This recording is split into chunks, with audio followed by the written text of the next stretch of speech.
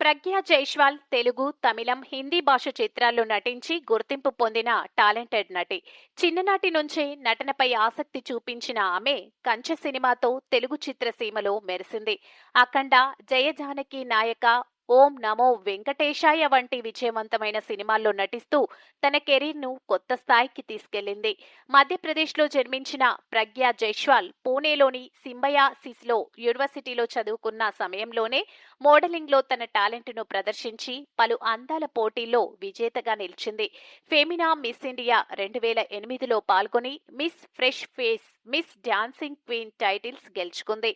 అలాగే కంచె సినిమాతో ఫిలింఫేర్ బెస్ట్ డెబ్యూట్ అవార్డును అందుకుంది.